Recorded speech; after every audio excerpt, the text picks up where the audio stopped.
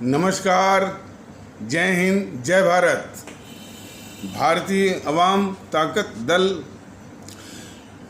अपने भारतीय भाई बहनों अर्थात अपने देश भारत की जनता अर्थात अपनी भारतीय अवाम से भारतीयता आधारित आपसी श्रद्धा, भारतीयता आधारित आपसी स्नेह, भारतीयता आधारित आपसी प्रेम, भारतीयता आधारित आपसी अखलाक मोहब्बत, भारतीयता आधारित आपसी सहयोग, भारतीयता आधारित आपसी सम्मान, भारतीयता आधारित आपसी एकता, भारतीयता आधारित आपसी भाईचारा तथा भारतीयता आधारित आपसी सद्भाव को समझने व उसे आत्मसात करके वैसा ही और उसी अनुसार आचरण एवं व्यवहार करने हेतु और इसके समस्त भारत में प्रचार प्रसार करने हेतु और इसकी अहमियत और महत्व को प्रत्येक देशवासी को समझाकर उसे अपनाते हुए वैसा ही और उसी अनुसार आचरण एवं व्यवहार करने हेतु और प्रत्येक देशवासी को अपना ही भारतीय भाई बहन मानकर, समझकर, अपनाकर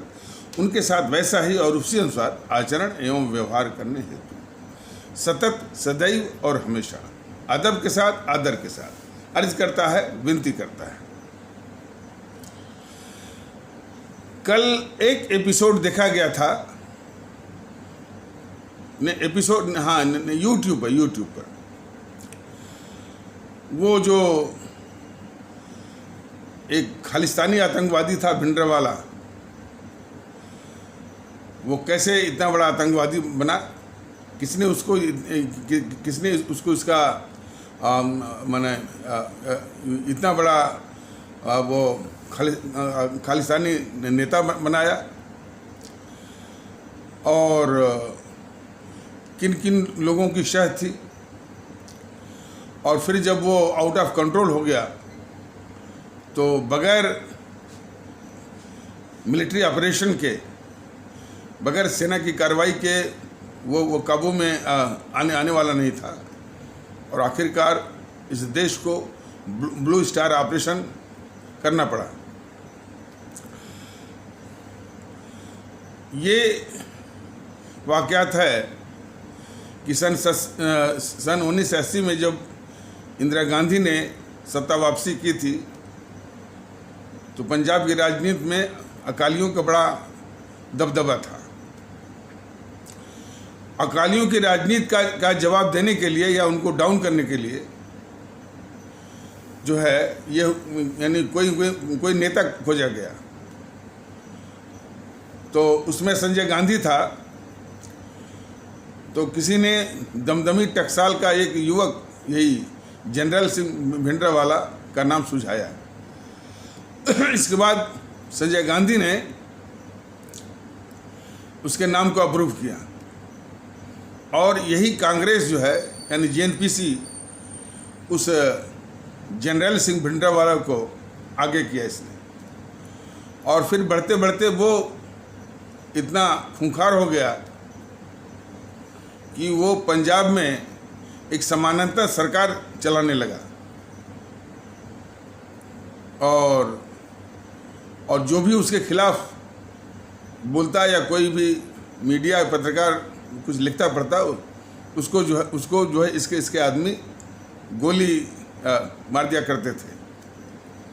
पंजाब केसरी के संपादक लाला जगत राम बहुत कुछ इसकी गतिविधियों के विषय में लिखा करते थे। तो उसकी भी हत्या इसने करवा दी, विमान अपहरण भी करवाया। लेकिन किस तरह से जेएनपीसी वालों ने इस आतंकवादी के हर पाप को ढका, उसका भी जरा नमूना देखिए। उसमें गृह मंत्री थे ज्ञानी जैल सिंह जो कि बाद में इसी इंदिरा ने, देखिए मीडिया वाले उसको बहुत ताकतवर प्रधानमंत्री कहते हैं। भारतीय आम ताकत दल इन देशद्रोही मीडिया से पूछना चाहता है कोई इस देश का डकैत हो, चोर हो, इस देश का गद्दार हो, उसके विषय में ये महिमा मंडन करना कि वो ताकतवर है।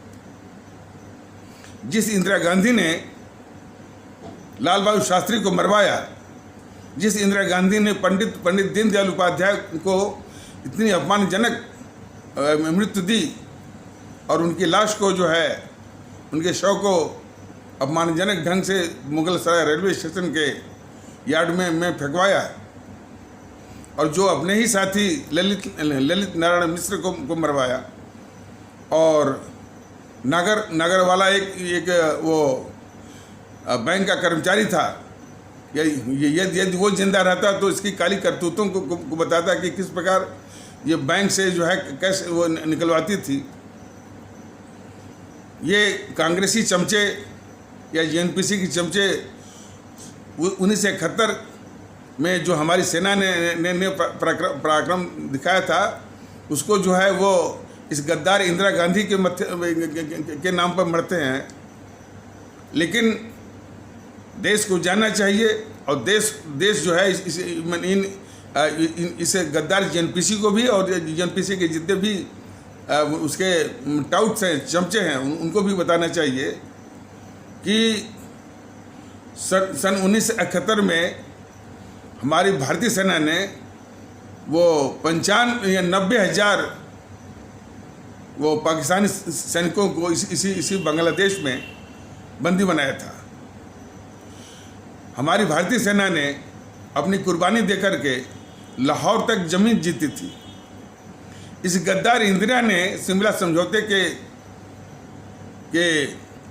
के द्वारा वो हमारी भारतीय सेना जो अपनी कुर्बानी देकर के, अपनी शहादत देकर के, अपने कई सैनिकों की कुर्बानी देकर के वो ज़मीन जीती थी पाकिस्तान के लाहौर तक, उसको इस गद्दार इंदिरा ने शिमला समझौते के जरिए उसको वापस किया पाकिस्तान को। और देश को नहीं भूलना चाहिए कि सन 1965 की लड़ाई में भी हमारी सेना ने लाहौर तक जमीन जीती थी पाकिस्तान की। शास्त्री जी इसके लिए तैयार नहीं थे। ये गद्दार इंदिरा यानी रूसी शासकों से मिलकर के, और वो जो हमारी सेना के द्वारा जीती हुई जो ज़मीन थी पाकिस्तान के लाहौर तक, उसको वापस दिलाने के लिए इस इंदिरा ने वो रास्ते से ही प्रधानमंत्री को हटवा दिया और हत्या करवाई। इसने सत्ता तो उसको हत्यानी थी, लेकिन उससे भी बड़ा मकसद था कि जो हमारी सेना ने कुर्बानी शहादत दे करके, अपने कई सैनिकों का बलिदान दे करके लाहौर तक जमीन जीती थी, वो ज़मीन वापस दिलाने के लिए जिसके लिए हमारे प्रधानमंत्री लाल बहादुर शास्त्री तैयार नहीं थे, तो इसी इंदिरा ने उनकी हत्या करवा दी, ताकि वो हमारी सेना के द्वारा जो उसने कुर्बानी और शहादत देकर के ज़मीन जीती थी पाकिस्तान की, वो ज़मीन पाकिस्तान को वापस दिलाई जा सके। तो इतने सब गद्दार, और ये मीडिया वाले वो दिखाई दे रहा है कि मीडिया टीवी वाले ताकतवर बोलता है, डाकू कभी वो ताकतवर होता है, डाकू तभी तक ताकतवर होता है जब तक कि वो पुलिस कमज़ोर होती है, पुलिस प्रशासन जो है वो कमज़ोर होता है। पुलिस प्रशासन या शासन जिस दिन मजबूत हो जाए तो कोई जो है खूंखार से खूंखार डाकू को उसका अंत कर सकता है।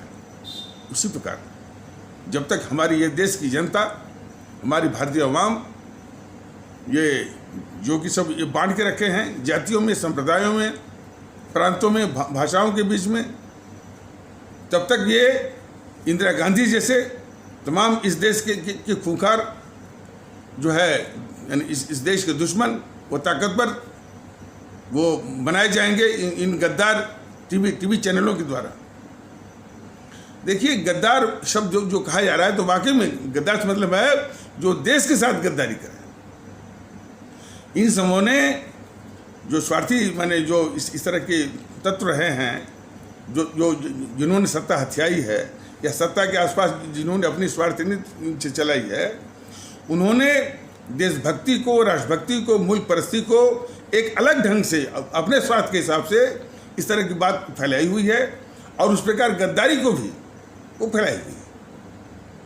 इसलिए भारतीय वाम ताकत दल को यानी देशभक्ति के भी विषय में और गद्दारी के विषय में भी जो जो जो जो जो, जो ये बताने की कोशिश करता है उसके लिए बहुत दिक्कतें आ रही है।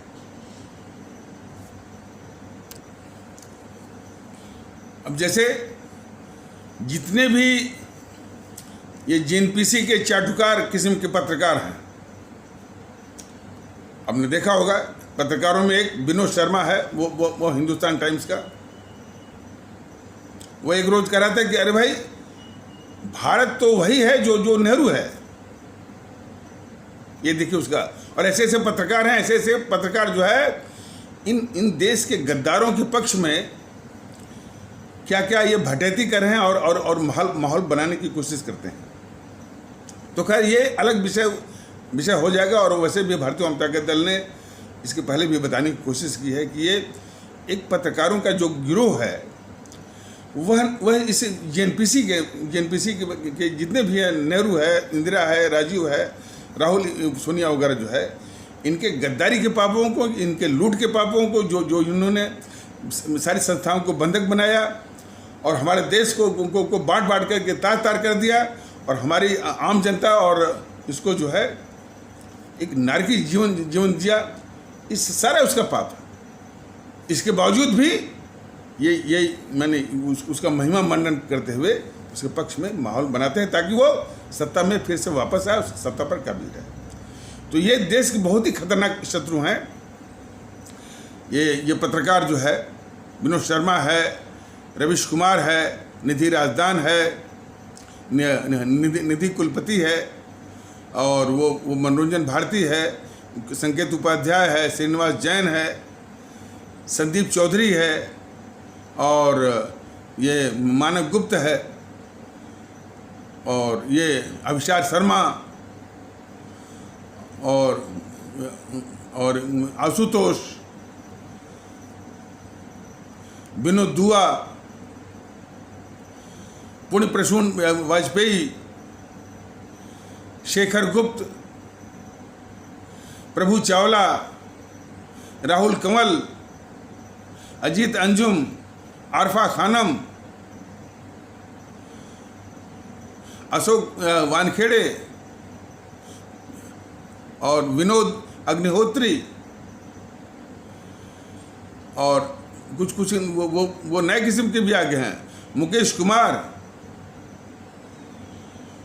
और वो सौरभ द्विवेदी, राणा अयूब, स्वरा भास्कर, और ये बोला गया कि विनोद शर्मा जो इसका हिंदुस्तान टाइम्स का विनोद शर्मा, एन राम, और वो वरदराजन, सिद्धार्थ वरदराजन, उर्मिलेश, और आलोक जोशी, शरद प्रधान, ये बड़े खतरनाक, ये गिरोह है बहुत ही खतरनाक किस्म का है। और इससे जो तकलीफ मिल रही है इस मुल्क को वो तो है ही, जो मोदी सरकार इसको पाल रही है और बड़े साजिश के तहत इनको पाल रही है। ये खतरा है मैंने बीजेपी और मोदी जी से इस मुल्क को कि इतने खतरनाक, इतने देश के दुश्मन पत्रकार गिरोह को ये पाल रहे हैं। तो मुख्य विषय था कि कैसे वो खालिस्तानी आतंकवाद को इसने, गद्दार इंदिरा ने, जिसको ये ताकतवर बोला था इंडिया टीवी वाला, उसको प्रतिस्थापित किया, यानी वो प्लांट किया उसको, कैसे उसको आगे बढ़ाया। तो जो इसने भिंडरावाले के जो खालिस्तानी आतंकवादी भिंडरावाले के आदमियों ने पंजाब केसरी के संपादक लाला जगतराम की हत्या की, विमान अपहरण करवाया, तो उसी इंदिरा गांधी के जो कि प्रधानमंत्री थी, उसके गृह मंत्री ज्ञानी जैल सिंह, जिसको इसी ज्ञानी जैल सिंह को इसने राष्ट्रपति भी बनवा दिया। तो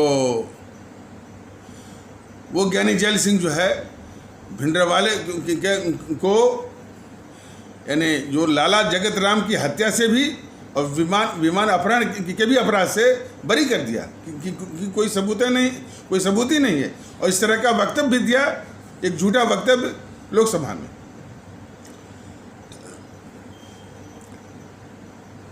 जनरल सिंह भिंडरावाला का इंदिरा गांधी के साथ फोटो भी है। भारतीय जनता दल ने कई बताया कि सोनिया गांधी का जो है जितने भी ये हमारे इस्लाम आस्था वाले भारतीय भाई बहनों के समाज से जो कुछ वो कट्टरवाद चलाते हैं, जैसे पीएफआई है, पीएफआई के कई नेताओं के साथ जो है इसे सोनिया गांधी के फोटो मिलते हैं। जाकिर मूसा नाइक के साथ जो है वो दिग्विजय सिंह ने फोटो मिलते हैं उसके। तो हमेशा से ये देश के बड़े खतरनाक दुश्मन रहे हैं। बस यही देश के लोग जो है ये पहचाने में बहुत भूल कर रहे थे और अभी भी कर रहे हैं कि माने कौन देश का माने हमारा असली दुश्मन कौन है और हमारा हितैषी कौन है, इसमें बहुत भूल हो रही है। तो अब इसके बाद जब वो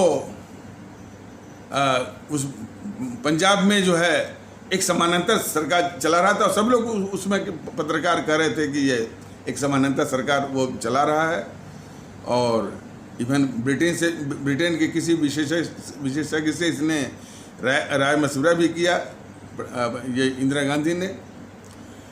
तो उन लोगों ने भी राय दिया कि भाई कि मामला बहुत खतरनाक है, उसको संभालिए। फिर केजीबी एक संस्था है, खुफिया संस्था है रूस की। जैसे भारत की क्या है, सीबीआई के अलावा एक आईबी है, रॉ है, अमेरिका की एक CIA है, FBI है, पाकिस्तान की ISI है। उसी प्रकार रूस की जो खुफिया तंत्र है उसका नाम है केजीबी ने सावधान किया इस इंदिरा गांधी को कि यदि इसको आपने नहीं संभाला और इसको ठीक ढंग से इसको नहीं निपटाया तो यह बिल्कुल वो इतना नियंत्रण से बाहर हो जाएगा, फिर उसको काबू करना बहुत मुश्किल हो जाएगा। तब जाकर के मिलिट्री एक्शन यानी सैनिक कार्रवाई के लिए तब जाके तैयार हुई है, और फिर वो ब्लू स्टार ऑपरेशन किया गया। अब प्रश्न ये उठता है कि खालिस्तानी आतंकवाद को पैदा करना और फिर उसको उसे खालिस्तानी आतंकवाद को बढ़ावा देना और उस खालिस्तानी आतंकवाद की आग में पंजाब सहित पूरे देश को झोंक देना। तो जो आग लगाता है, प्रकृति का नियम है, वो उसी में भस्म भी होता है। इसी इंदिरा ने जो है LTT की ट्रेनिंग करवाई थी वो देहरादून में। तो LTT की जड़ें भारत में फैलाने का काम किया इसी गद्दार इंदिरा ने। और वही LTT का जब आतंकवाद फैल गया और खासकर हमारे दक्षिण भारत के हिस्सों में और तमिलनाडु इत्यादि में, तो उसी आग में ये राजीव गांधी भी स्वाहा हो गया। तो इन्हीं JNPC के द्वारा मतलब पैदा किए गए, पनपाए गए और फैलाए गए आतंकवाद में पूरे देश को झोंक देने की इन सब ने जो गद्दारी की, तो उसी आतंकवाद में ये सब भी स्वाहा हो गए। उसको ये JNPC के चमचे कहते हैं कि ये शहीद हो गए। एक चमचा आता है ना, उस देखिए वास्तव में JNPC के किसी का भी नाम लेना भारतीय जनता दल जो है मतलब इस देश के लिए भी और भारतीय जनता दल के लिए भी एक अपमानजनक मानता है। इन सबों का नाम लेना भी जो है बड़ा वो है। लेकिन जब कोई वर्णन हो या कोई चिकित्सक हो, डॉक्टर हो, रोग का नाम तो लेना पड़ता ही है। तो इसका एक चमचा है जेएनपीसी का, प्रमोद कृष्णम, दाढ़ी वड़ी रखे है, पता नहीं वो किस काम का वो संत है क्या है, लेकिन जो भी संत का वेश बना करके, संत के वेश में, वह जेएनपीसी का घोर चमचा है। वो बार बार कहता है कि जिस खानदान के इंदिरा गांधी, राजीव गांधी ने शहादत दी, उसकी असलियत यही है कि क्योंकि इस इंदिरा ने खालिस्तानी आतंकवादी को पैदा किया और उसको काफ़ी बढ़ावा दे करके खालिस्तानी आतंकवाद की आग में पंजाब सहित पूरे देश को झोंका, और उसी आग में ये भी स्वाहा हो गई इंदिरा। तो उसको कहता है कि उसने शहादत दी। एलटीटी को भी पनपाया और एलटीटी आतंकवाद में माने दक्षिण भारत सहित अपने देश को पूरा झोंका, उसी आग में वो राजीव भी स्वाहा हो गया। तो उसको ये वो चमचा प्रमोद कृष्णम बोलता है कि वो शहादत दिया उसने। देखिए, इसलिए ये कहा जा रहा है कि ये जेएनपीसी के जो चमचे हैं, इन देश के गद्दारों को, इंदिरा जैसे गद्दार को, राजीव जैसे गद्दारों को, वो डकैत भी था, जिसका बोफोर्स का डकैत भी था, वो जो है वो, और डकैत मतलब भ्रष्टाचारी, उसको शहादत की, उसको शहीद बना करके, हमारे वो जो अमर शहीद हैं जिन्होंने देश की आज़ादी के लिए अपनी जान दी, शहीद आजम भगत सिंह, हमारे राष्ट्रभक्त शिरोमणि नेताजी जी सुभाष चंद्र बोस, और अमर शहीद चंद्रशेखर आज़ाद, अमर शहीद अशफाक उल्लाह, अमर शहीद खुदीराम बोस, उसकी श्रेणी में मिला करके उन अमर शहीदों की कुर्बानी शहादत को ये बदनाम करना चाहता है, बदनाम करते हैं और कलंकित करते हैं। इसलिए भारतीय जनता दल स्पष्ट रूप से ये बताना चाहता है अपने देशवासियों को, और देशवासियों के माध्यम से इन कांग्रेसी चमचों को, खास करके यानी प्रमोद कृष्णम को, कि प्रमोद कृष्णम महोदय वो जो इंदिरा गांधी मारी गई, जो राजीव गांधी मारा गया, जिस आतंकवाद का शिकार बनाया इस देश को, या आतंकवाद की आग में देश को झोंका, उसी आग में ये दोनों जो है वो स्वाहा हुए हैं, खालिस्तानी आतंकवाद और एलटीटी का आतंकवाद। तो ये सब जो है आतंकवाद को पैदा करने वाले और उसको बढ़ावा देने वाले और देश को उसी आतंकवाद की आग में झोंकने वाले ये देश के गद्दार हैं, शहीद नहीं हैं। शहीद कहना हमारे उन अमर शहीदों का, हमारे परम आदरणीय राष्ट्रभक्त शिरोमणि नेताजी सुभाष चंद्र बोस, शहीद आजम भगत सिंह, अमर शहीद चंद्रशेखर आज़ाद, अमर शहीद अशफाक उल्लाह, अमर शहीद खुदीराम बोस, ये कहाँ के थे? खुदीराम बोस मुजफ्फरपुर बिहार के थे। और इनकी विशेषता क्या है? ये सबसे कम उम्र के 12 वर्ष में इन्होंने वो शहादत दी थी। सुन करके कितना सीना जो है वो भर जाता है देशभक्ति के भाव से। तो खुदीराम बोस थे मुजफ्फरपुर बिहार के, सुब्रमण्यम भारती तमिलनाडु के, हमारी जो है अमर शहीद श्रीमती रानी लक्ष्मीबाई झांसी की थी, और हमारी अमर शहीद श्रीमती रानी चंद्रमा कर्नाटक से थी, हमारी अमर शहीद श्रीमती रानी गडेलियू नागालैंड से थी। इन्होंने अपना प्राण से ही सब कुछ सहर्ष इस भारत माता की बलिवेदी पर न्यौछावर किया, बलिदान किया। उनकी श्रेणी में ये प्रमोद कृष्णम जैसे चमचे जो है इन गद्दारों को लाना चाहते हैं। लेकिन जब इस तरह का तर्क देते हैं, यानी प्रमोद कृष्णम देता है, तो इस संबित पात्रा बीजेपी का वो बिल्कुल मौन बैठा रहता है और उसको वो यानी इसके झूठ वाली तर्क पर ये मुहर लगाता है समित पात्रा जो है। तो समझ जाइए कि किस प्रकार से सब जो है यानी ये बीजेपी वाले जो है मैंने जेएनपीसी के सभी पापों को ढकने की कितनी बड़ी साजिश करते हैं। आपने देखा होगा कि जब भी कोई डिस्कशन होता है इस टाइप से और हमारे देश को आज़ाद कराने के लिए उन्हें जो क्रांतिकारी थे उनका वर्णन आता है। बीजेपी वाले जानबूझ करके एक सावरकर और एक गोडसे का नाम ले लेते। वो क्यों नाम लेते हैं इसको भी समझ लीजिए।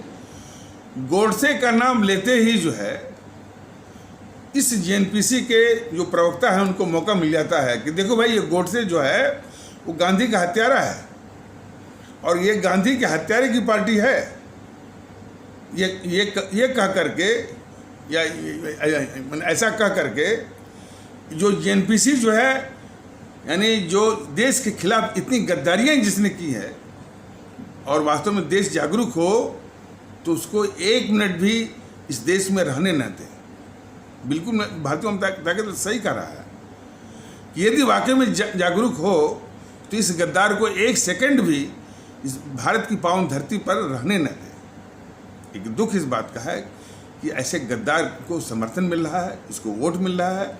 ये और हमारे जो सदन है, लोकसभा, राज्यसभा, विधानमंडलों में इनको प्रतिनिधित्व मिल रहा है, सरकार चल रही है। ये सबसे बड़ा अभिशाप है। इस अभिशाप को प्रत्येक भारतीय भाई बहन को सोचना पड़ेगा।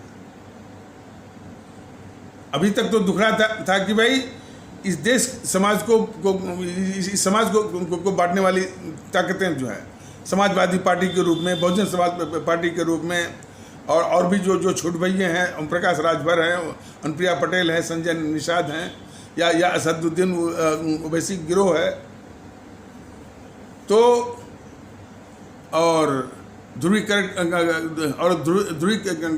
करने वाला ये बीजेपी है, ये सब है। अब जो है अब इन सबों की हिम्मत इतना बढ़ गई कि देश के साथ गद्दारी भी करो तब भी वोट मिलता है, तभी लोग वोट देने वाले होते हैं। ये सवाल अपने आप में बहुत ही विकराल है, बहुत विचित्र है, बहुत विकट है कि देश के साथ गद्दारी करने वालों को भी और ये इसीलिए देश के साथ मैंने दुश्मनी या गद्दारी करने में इनको संकोच नहीं होता। तो बात हो रही थी कि ये बीजेपी वाले जानबूझ करके इनके दो ही आदर्श हैं बीजेपी वालों के लिए, न तो सुभाष चंद्र बोस आदर्श हैं, न तो शहीद आजम भगत सिंह आदर्श हैं, न तो जो है वो चंद्रशेखर आज़ाद आदर्श हैं, न तो जो है वो अशफाक उल्लाह आदर्ष हैं, न तो खुदीराम बोस आदर्श हैं, न तो सुब्रमण्यम भारती आदर्श हैं, न तो श्रीमती रानी लक्ष्मीबाई आदर्श हैं, न तो श्रीमती रानी गडलू आदर्श हैं। इनके लिए आदर्श दो ही हैं, एक गोडसे और एक सावरकर। गोडसे का नाम लेते ही जो इस देश की सबसे बड़ी अभिशाप पार्टी है और हर जगह जो है उसी रूप में देखा जाना चाहिए, उसका मंच जो है तुरंत ऊपर कर देते हैं ये बीजेपी वाले और उसको मौका देते हैं कि देखो भाई यह गोडसे जो गांधी का हत्यारा है, हमारे बापू का, हमारे राष्ट्रपिता का, उसकी पार्टी है। अब वो उसका मंच, उसका चबूतरा, उसका लेवल, उसका पेडेस्टल हायर हो गया और नीचे हो गया। और सावरकर के विषय में कि उसने माफ़ी मांगी थी। गोडसे के विषय में भारतीय आवाम ताकत दल ने पहले भी बताया हुआ है, ये पूरे देश को जानना चाहिए। गोडसे एक मतलब कि ये आरएसएस वालों के द्वारा तैयार किया हुआ वो मोहरा है जो कि नेहरू इसमें शामिल था इस मोहनदास करमचंद गांधी को मरवाने में, उसको बचाने के लिए। ये है उसका। और उस गोडसे को आरएसएस वालों ने पूरा ट्रेनिंग दे करके या उसका क्या कहते हैं कि ब्रेन वॉश करके भेजा था कि तुमको कुछ और कहना ही नहीं है, तुमको बस इसी के रट लगानी है कि हमने गांधी को मारा, हमने गांधी को मारा, हमने गांधी को मारा। और इसी रट को और मजबूत करने के लिए उसने एक किताब भी लिख दिया कि हमने गांधी को क्यों मारा।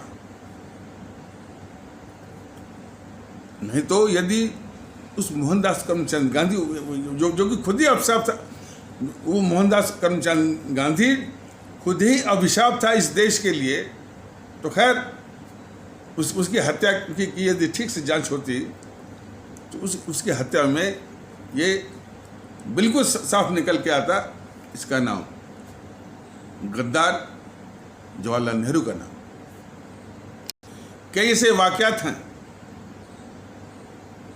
कई ऐसे प्रमाण हैं, कई बातें हैं जो इस बात का इशारा करती हैं कि उस मोहनदास करमचंद गांधी को रास्ते से हटाने में इस गद्दार जवाहरलाल नेहरू का हाथ है। वैसे भी वो जांच हो, साक्ष्य इकट्ठे किए जाएं, साक्ष्य के आधार पर जो है किसी वो निष्कर्ष पर पहुंचा जाए, वो बात अलग है। और जांच होने भी नहीं दिया। लेकिन एक बहुत कॉमन सेंस लगाने की बात है कि सत्ता हथियाने के लिए इन सबों ने, दोनों ने मिलकर के, सत्ता माने नेहरू को मिलने के लिए, प्रधानमंत्री का पद मिलने के लिए इन दोनों ने मिलकर के देश को बांटा और पाकिस्तान बनवाया, जिसके परिणाम स्वरूप हमारे देश के 25 से 30 लाख भारतीय भाई बहनों ने अपनी जान गंवाई। 3 करोड़ से ऊपर हमारे भारतीय भाई बहनों के घर उजड़े। ये इतिहास का सबसे बड़ा पाप है, सबसे बड़ी त्रासदी है। तो और इसमें जो है यही दोनों माने अपराधी हैं, दोनों गद्दार हैं, मोहनदास करमचंद गांधी और ये नेहरू। तो और इसका परिणाम क्या रहा, मैंने क्या हुआ कि जो उसकी हवस थी प्रधानमंत्री पद हथियाने की, वो तो पूरी हुई इसकी। और इसीलिए आप लोगों ने देखा होगा कि जो वो प्रधानमंत्री बना तो 15 अगस्त की, मैंने 14-15 अगस्त की रात को बोलता है ट्राइस्ट विथ डेस्टिनी, मतलब कि सौभाग्य के साथ आमना सामना, साक्षात्कार। तो ये देश तो जाने कि भाई उसको तो सौभाग्य मिल गया, लेकिन इस देश को इतना बड़ा दुर्भाग्य मिला, इतना बड़ा दुख मिला, इतनी बड़ी ट्रेजिडी मिली कि यह देश कभी भी इसको भूल नहीं सकता। और जब भूल नहीं सकता तो बराबर याद करे कि इसका मुख्य अपराधी जो है वो गद्दार नेहरू ही है। और ये सब जो है एक दूसरी बड़ी साजिश करके इस पाप को जिन्ना साहब के मत्थे बढ़ाया उसके ऊपर। तो और इसी प्रकार यानी और भी इसके पाप हैं। तो इसके पाप को ढकने के लिए अब ये बीजेपी शुरू हुई है, उसके पाप को ढकने के लिए। तो जब भी होता है तो हमारे अमर शहीदों को, जिन्होंने अपनी शहादत कुर्बानी दी इस मुल्क की आज़ादी के लिए, उनमें से एक का नाम नहीं लेते हैं बीजेपी वाले। जरा इनको देखिए, बस इनके लिए एक गोडसे और एक सावरकर, इसलिए कि इन दोनों के नाम लेते ही उस जीएनपीसी के सारी गद्दारी के पापों को बहुत आसानी से ढका जा सकता है और उसका मंच जो है इसकी अपेक्षा और ऊंचा हो जाएगा।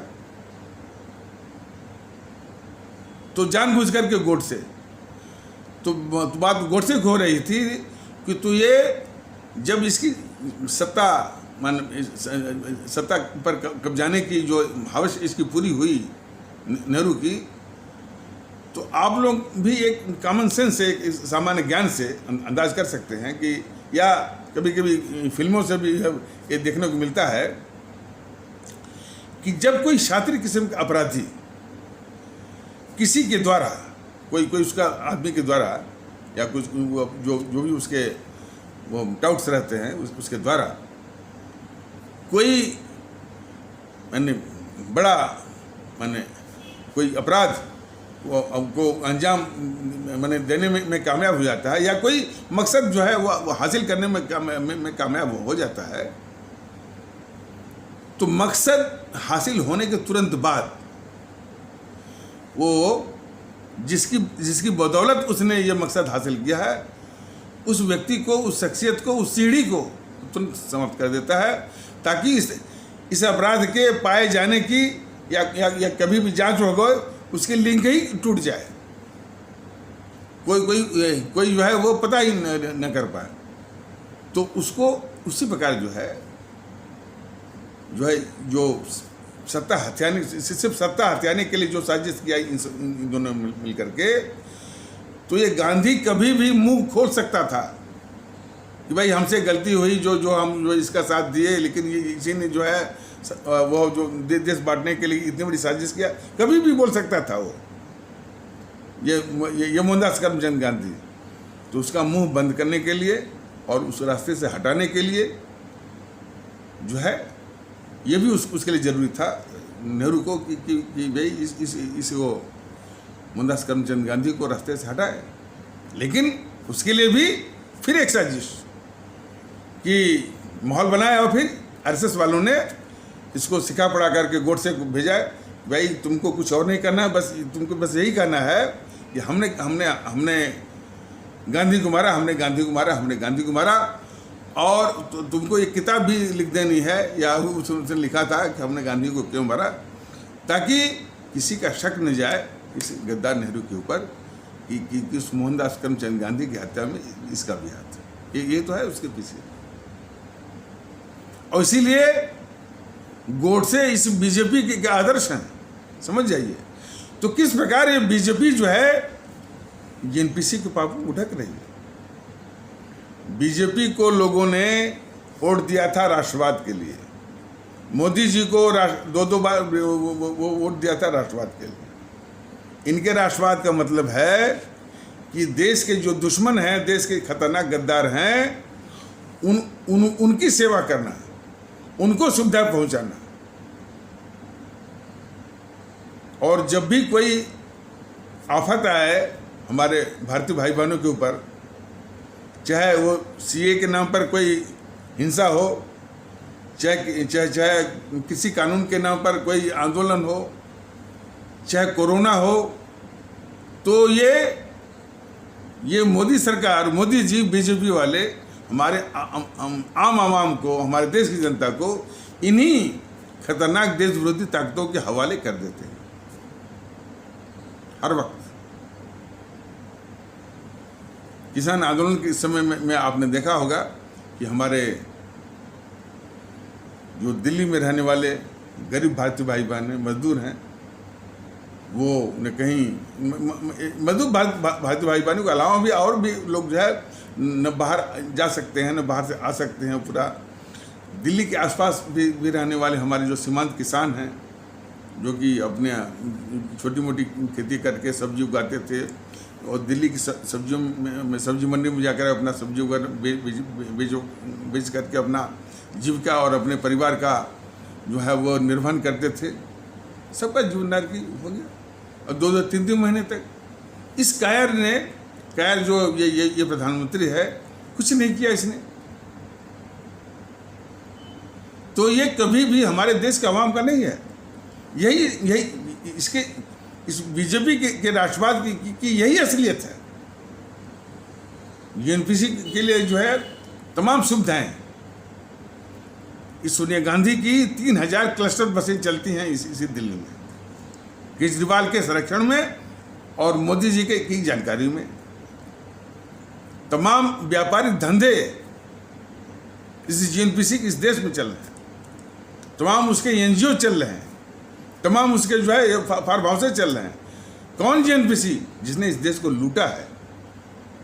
और सबसे बड़ा तो प्रमाण यह है कि मोदी जी के मुंह से, बीजेपी वालों के मुंह से जो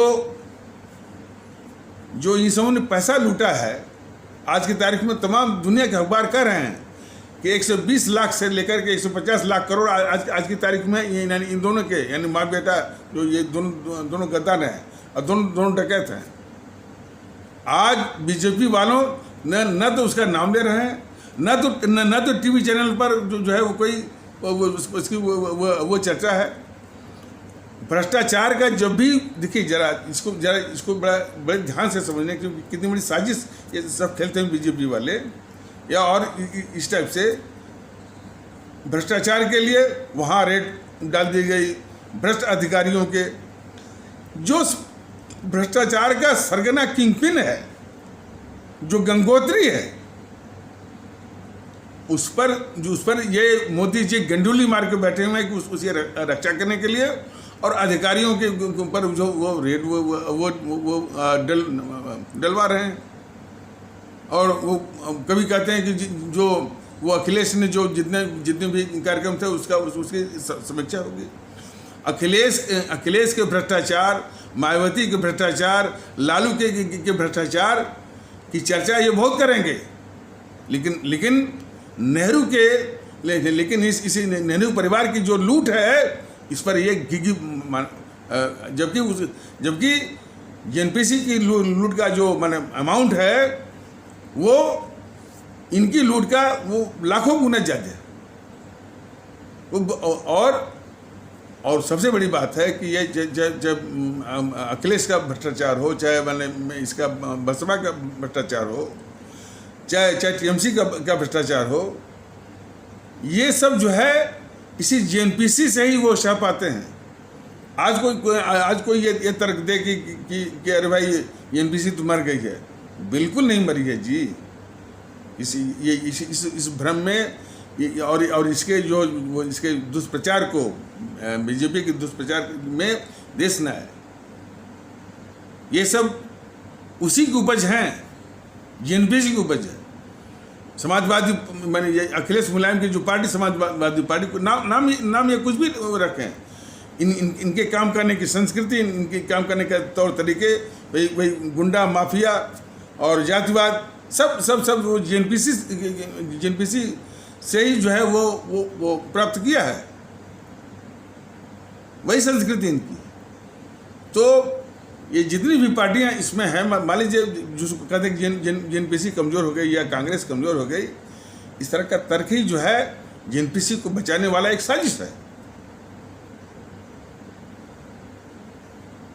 तो जेएनपीसी भ्रष्टाचार हुआ, चाहे लूट हुआ, जेएनपीसी के लूट और भ्रष्टाचार पर यानी मुंह सिल जाना, घिघी बंद हो जाना, कोई उसका नाम न लेना, और जो झूठ भैया किस्म के है, अखिलेश का भ्रष्टाचार, लालू का भ्रष्टाचार, टीएमसी का भ्रष्टाचार, बस इसी को दिखाते रहते हैं। ये सबसे बड़े गद्दार हैं ये बीजेपी वाले, मोदी जी, कि देश के बड़े डाकुओं को बचाना और छोटे वालों को दिखा करके अपना एक यानी चुनावी माहौल बनाना, और इनको किस लिए बचाना है? इनको दिखा करके कि ये परिवारवाद, बीजेपी की परिभाषा के अनुसार, उसके अवधारणा के अनुसार इनका सबसे बड़ा अपराध है परिवारवाद। परिवारवाद तो किस पार्टी में नहीं है भाई बीजेपी महोदय? जरा बताइए, मोदी जी या नड्डा या जो भी हैं, बताएं परिवारवाद कहाँ नहीं है? लालू की पार्टी और ये अखिलेश की पार्टी और ये मायावती की पार्टी, उद्धव ठाकरे की पार्टी, डीएमके की पार्टी, हर जगह है, अकालियों में भी है, वहाँ भी। तो परिवारवाद वो कौन सा अपराध है? असली अपराध तो जो है इस देश के खिलाफ जो अपराध किया गया है, लूट। वो पैसा मोदी जी का पैसा नहीं है, बीजेपी वालों का पैसा नहीं है, इस देश के लोगों का पैसा लूटा है इसने, जेएनपीसी ने। और आपने वादा भी किया था, क्या हो गया आपको? ये धोखा देना ही क्या आपका वो राष्ट्रवाद है? यही सवाल हमारे आदरणीय भारतीय भाई बहन इस बीजेपी वाले से पूछे कि जो आपने 2014 में कहा था कि भाई कि इस जेएनपीसी ने इतना पैसा लूटा है, इतना पैसा लूटा है कि एक लिख करके शून्य बढ़ा जाए तो भोपाल से जो है दिल्ली पहुंच जाएगा। अरे उस लूट का क्या हुआ? कुछ लाया कि नहीं पैसा? और कितनी लूट है ये तो बताइए, मुंह तो खोलिए, बोलिए तो कुछ सही। इसीलिए कहा जाता है कि और विकास के नाम पर ठीक है, इनके मंत्री जो है नितिन गडकरी हुए या पीयूष गोयल हुए, अब तो एक मंत्री और आ गया है कोई अश्विनी वैष्णव करके। इनके काम के पीछे ये जो बीजेपी वाले हैं और या मोदी जी जो है, जो इस देश के दुश्मनों को बचाने का जो पाप कर रहे हैं, जो देश के साथ गद्दारी कर रहे हैं, इसी में छिपा रहे हैं अपने सर को। लेकिन हमारे देश के लोग इनको पहचाने और इनके झूठे राष्ट्रवाद के नकाब को जो है वो चीर के रख दें। झूठे राष्ट्रवाद, इनके राष्ट्रवाद का मतलब है कि अपनी आवाम को तकलीफ देना, और जब भी कोई संकट आए, कोरोना का भी पीरियड मान आया तो गद्दार केजरीवाल के हवाले कर देना, और ये निकम्मे जो है उद्धव ठाकरे हुए, चाहे गहलोत हुआ, ये जो है इनके हवाले कर देना। ये राष्ट्रवाद नहीं है। राष्ट्रवाद का मतलब ये होता है कि देश एक है, शासन अपने हाथ में लीजिए। ये कोई निकम्मा है या धृष्ट किस्म का मुख्यमंत्री है, उसको हटाइए, आवाम की खिदमत करिए। वो बात करने से क्या होगा? जो मोदी महोदय की कोई बात सुनने को तैयार नहीं है, मोदी महोदय कहने में भी थोड़ा गंदा लगता है, बुरा लगता है। मोदी महोदय हमेशा आरोप ही सब लगाते हैं, गाली देते हैं, जैसे ममता बनर्जी हुई, जैसे विजयन हुआ, तो उनसे बात करने का मतलब क्या है? ममता बनर्जी की जो कारगुजारियां हैं, वो तो कहती है कि हम, हाँ, वो कहती है कि अब हम नेशनल पॉलिटिक्स में आएंगे, और वो एकता की बात सुनने में आया कि वो ममता बनर्जी एकता की बात बोलने लगी है। अरे भाई, देश की गद्दार ममता बनर्जी, पहले तुम ये बताओ कि तुम ये कह करके कि मैं पश्चिम बंगाल में हिंदी भाषियों को पश्चिम बंगाल से निकाल दूंगी, तुम्हारी यही एकता है? और सबसे बड़ी सवाल उस गद्दार ममता बनर्जी से है, वो सुभाष चंद्र बोस का फोटो लगाती है। क्या सच्चे अर्थों में हमारे परम आदरणीय राष्ट्रभक्त शिरोमणि नेताजी सुभाष चंद्र बोस को इज्जत देना चाहती है? उनको उनके सम्मान में सबसे बड़ा बाधक है ये गद्दार जो है मोहनदास करमचंद गांधी को।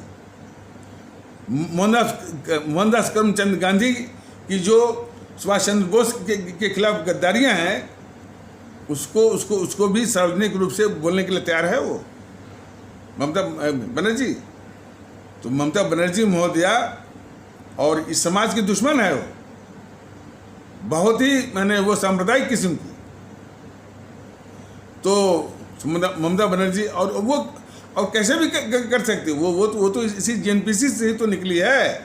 जो कल्चर जेएनपीसी का है, तो जेएनपीसी का कल्चर प्लस वामपंथियों का हिंसा, गुंडागर्दी, दोनों का सम्मिश्रण है। ये बहुत बड़े देश के अभिशाप है। और वो नेशनल पॉलिटिक्स में आने की बात कर रही है। एकता, कौन सी एकता? देश के लोग पूछें, और खासकर हमारे पश्चिम बंगाल में रहने वाले भारतीय भाई बहन पूछें कि तुम्हारा ये सार्वजनिक रूप से कहना कि मैं पश्चिम बंगाल से हिंदी भाषियों को निकाल दूंगी, क्या तुम्हारी यही जो है वो तुम्हारी एकता की जो मुहिम है, उसकी असलियत यही है?